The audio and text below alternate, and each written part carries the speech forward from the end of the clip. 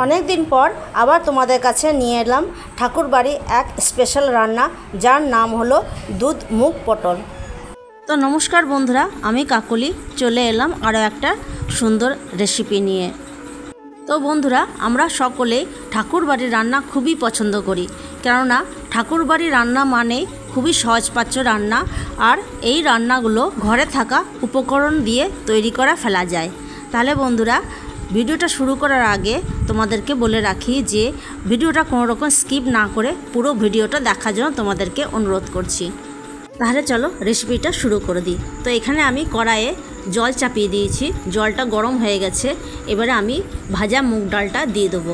আমি মুগ ডালটা ভেজে রেখেছিলাম, তো এখন আবার একটুখানি ধুয়ে পরে মুগ ডালটা জলের মধ্যে দিয়ে দেবো, মানে গরম জলে দিয়ে দেবো। ডালটা দিয়ে দিলাম, আর এর মধ্যে দিয়ে দেবো 4টে কাঁচা লঙ্কা। লঙ্কাগুলো দিয়ে দেওয়ার পরে ডালটাকে ঘেটে নেবো। ঘেটে নিয়ে পরে ঢাকা দিয়ে রেখে দেবো, আর ডালটাকে 2 থেকে 3 মিনিটের জন্য ফুটতে দেবো। 3 মিনিট হয়ে গেছে, আমি ঢাকাটা খুলে নিচ্ছি। তো দেখো, এখানে দেখতে পাচ্ছ ডালটা অর্ধেকটা সিদ্ধ হয়ে গেছে, মানে ডালটা ফাটা ফাটা হয়ে গেছে। আমি খুন্তি করে তুলে দেখাচ্ছি। এ দেখো, ডালটা আমার ফাটা ফাটা হয়ে গেছে। এবারে এর মধ্যে দিয়ে দেবো কিছু পটল।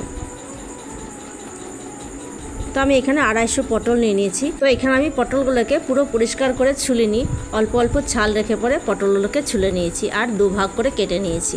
এবার সমস্ত পটলগুলোকে ডালের মধ্যে দিয়ে দেবো। এখানে আমি কিন্তু পটলগুলো ভাজবো না, কেননা ঠাকুরবাড়ির রান্নাতে পটল ভাজার উল্লেখ ছিল না।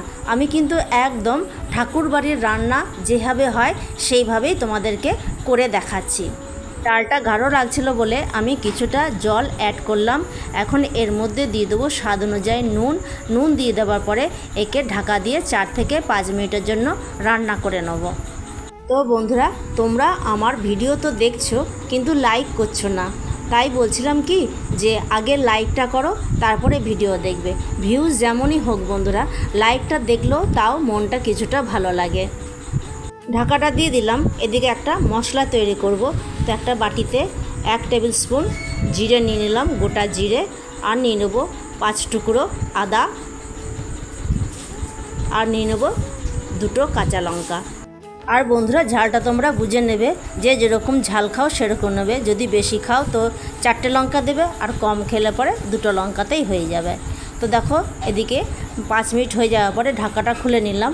ডালটাকে এখানে একদম সিদ্ধ হয়ে গেছে। তো ডালটা সিদ্ধ হয়ে গেছে, আর পটলগুলো আমি একটু কেটে কেটে দেখব যে পটলগুলো সিদ্ধ হয়েছে কি না। পটলগুলো সিদ্ধ হয়ে গেছে। এখন আমি ডালটা নামিয়ে নেব। আর যে সমস্ত নতুন বন্ধুরা এখনও পর্যন্ত আমার চ্যানেলটাকে সাবস্ক্রাইব করোনি, তারা কিন্তু অবশ্যই খুব তাড়াতাড়ি করে আমার চ্যানেলটাকে সাবস্ক্রাইব করে দিও, আর পাশে থাকা বেল আইকনটা অল করে রাখবে। এতে করে আমি যখন আবার নতুন কোনো ভিডিও আপলোড দেবো, সবার প্রথমে নোটিফিকেশন তোমাদের কাছে চলে যাবে। ডালটা নামিয়ে নিলাম। ডালটা এবারে ছকবো, তার জন্য কড়াইটা আবার পরিষ্কার করে চাপিয়ে দিলাম। কড়াইটা গরম হয়ে গেলে পরে ওর মধ্যে 2 টেবিল স্পুন তেল দিয়ে দিলাম, সর্ষের তেল, আর ওর মধ্যে দিয়ে দিলাম একটা শুকনো লঙ্কা আর 1/2 টিস্পুন গোটা জিরে। তো জিরেটা ভালো করে ভাজা হয়ে গেলে পরে ডালটা ওর মধ্যে দিয়ে দিলাম। আর যারা অলরেডি এই কাজটা করে দিয়েছো, তাদের জন্য রইল অসংখ্য অসংখ্য ধন্যবাদ। এখন ওই ডালটার মধ্যে মশলা বাটাটা দিয়ে দেবো। তো মশলা বাটাটা দিয়ে ভালো করে ঘেটে নেবো ডালটার সাথে, আর দিয়ে দেবো অল্প একটুখানি জল। এখন দিয়ে দিচ্ছি চিনি, সবজির ব্যালেন্স আনবার জন্য। চিনিটা দিয়ে দেওয়ার পরেও ডালটাকে ভালো করে ঘেটে নেবো। এখন ওর মধ্যে দিয়ে দিচ্ছি 1 কাপ দুধ। যে কোনো সবজিতে দুধ দিলে পরে সবজির স্বাদটা কিন্তু অন্যরকম হয়ে যায়।